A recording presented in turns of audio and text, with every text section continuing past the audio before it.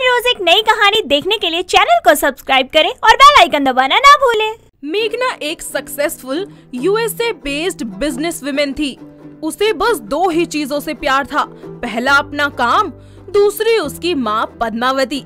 वह बिजनेस की दुनिया में अपना खूब नाम कमा रही थी और उसे अचानक अपने काम के सिलसिले में चेन्नई जाना पड़ता है।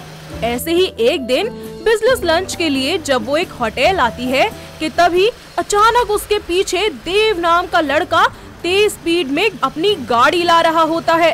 वह मेघना की गाड़ी देख जोर से हैंड ब्रेक खींचता है और उसकी गाड़ी से जाकर टकरा जाता है। यह देखकर मेघना गुस्से में तिलमिला जाती है।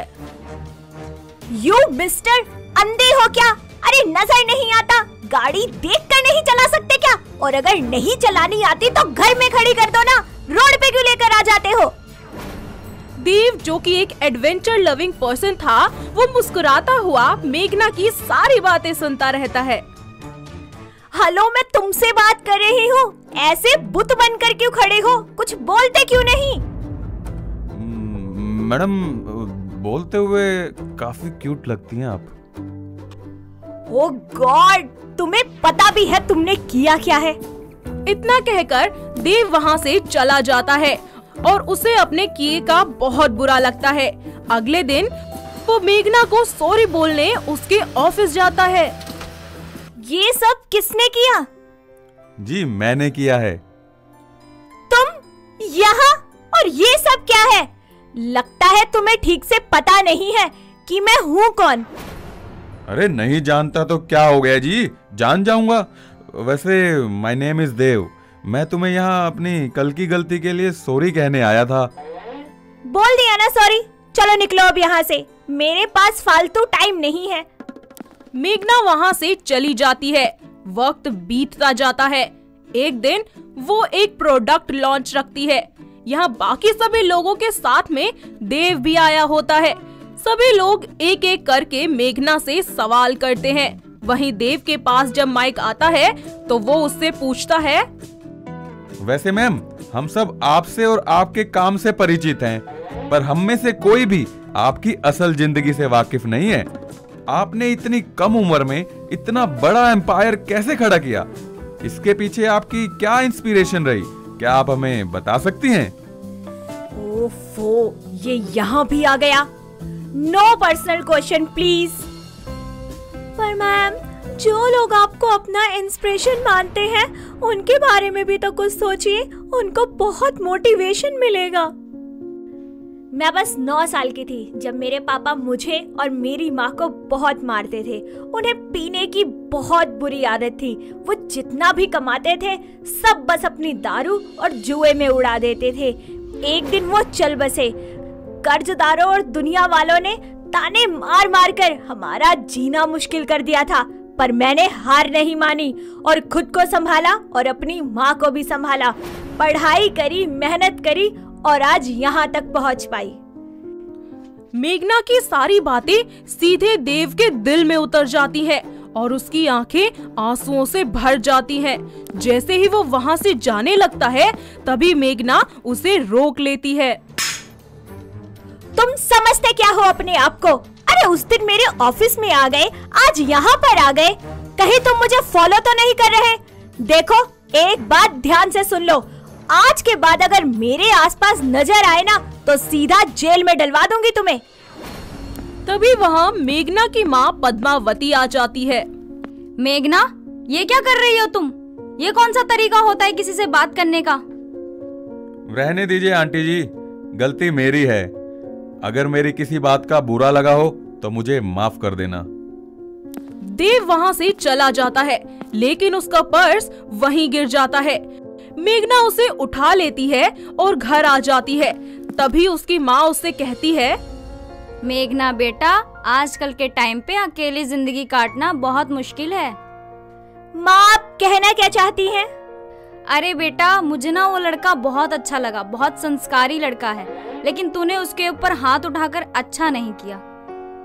मेघना कुछ सोचती है, फिर उसके पर्स में रखे आईडी कार्ड से उसका नंबर लेकर उसे कॉल करती है। Hello Dev? Yes, speaking. Who is this?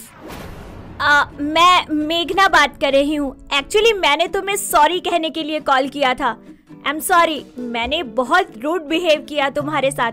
मुझे ऐसा नहीं करना चाहिए था। अरे कोई बात नहीं, वैसे मेरी इन हरकतों की वजह से बहुत लोग परेशान हो जाते हैं। थोड़ा सा। वो क्या है ना, आज से पहले किसी ने मेरे बारे में मुझसे कभी पूछा ही नहीं। जिसे देखो बस मेरे काम और कामयाबी के बारे में ही पूछता है। वो एक्चुअली मैं बाकी सब लोगों जैसा नहीं हूँ ना, इसलिए। मेघना और देव में अच्छी दोस्ती हो जाती है। दोनों एक दूसरे से शादी करने का फैसला कर कोर्ट मैरिज कर लेते हैं। शादी के बाद सब कुछ बहुत अच्छा चल रहा होता है। देव अपने पापा राम का कंस्ट्रक्शन का काम संभालता और मेघना अपने काम में बिजी रहती। यूं ही 3 साल बीत जाते हैं। दोनों अपनी अपनी लाइफ में इतना ज्यादा बिजी होते हैं कि एक दूसरे को टाइम ही नहीं दे पाते और ना ही अभी तक उनका कोई बच्चा हुआ था।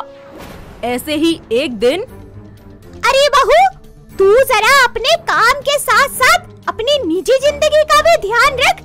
अरे 3 साल हो गए तेरी शादी को, अभी तक एक बच्चा नहीं हुआ।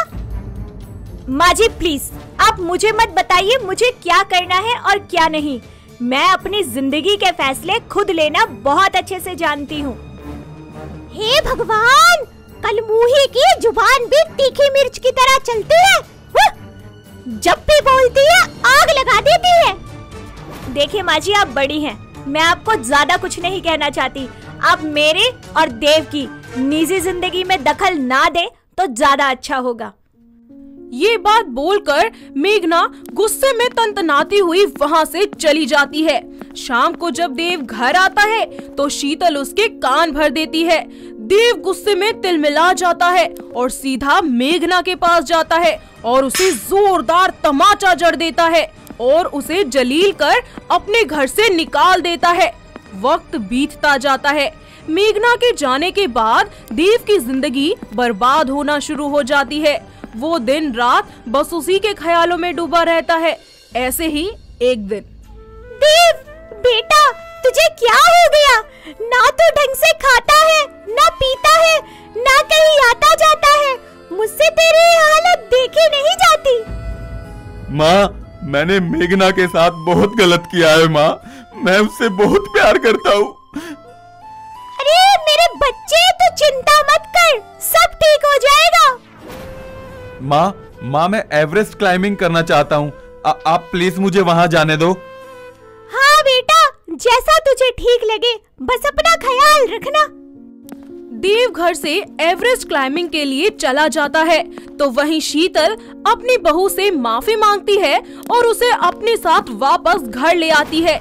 जैसे ही वो लोग घर आते हैं तभी टीवी पर न्यूज आती है कि एवरेस्ट के फेज 4 में तूफान आने की वजह से कई लोग वहां पर फंस गए हैं। यह सुनते ही मेघना के पैरों तले जमीन खिसक जाती है और वो तुरंत हेलीकॉप्टर में रेस्क्यू टीम के साथ उसे ढूंढने निकल जाती है। देव उसे एवरेस्ट की चोटी पर बेहोश मिलता है। देव प्लीज उठो ना। देखो देखो, मैं तुम्हारी मेघना तुम्हारे पास आ गई हूँ। प्लीज देव, आंखें खोलो ना। मेघना तुम यहाँ? आई एम रियली सॉरी मेघना, मुझे माफ कर दो। प्लीज मुझे माफ कर दो। मैं तुम्हें समझ नहीं पाया मेघना। नहीं देव, तुम माफी मत मांगो। गलती मेरी भी तो थी ना, मैं भी तो तुम्हें नहीं समझ पाई। मेघना देव को सही सलामत वापस उसके घर ले आती है। थोड़े ही वक्त बाद मेघना प्रेग्नेंट हो जाती है और एक बहुत ही प्यारी सी बेटी को जन्म देती है। अब वो घर के साथ साथ अपना काम भी संभालती थी और साथ ही देव के साथ अच्छे से वक्त भी बिताती थी। वहीं देव भी उसकी हर छोटी बड़ी जरूरत का ख्याल रखता है और बिजनेस संभालने में भी उसकी मदद करता है। तो दोस्तों, कैसी लगी आपको हमारी ये बिजनेस वुमेन बहू? क्या आपके घर के आसपास भी है कोई ऐसी बहू जो अपने घर के साथ साथ में अपना काम भी संभालती है? अगर हाँ, तो हमें कमेंट करके जरूर बताएं। दोस्तों, अगर आपको ये कहानी पसंद आई तो इसे लाइक करें, शेयर करें और कमेंट करके बताएं कि कहानी में आपको सबसे अच्छा क्या लगा।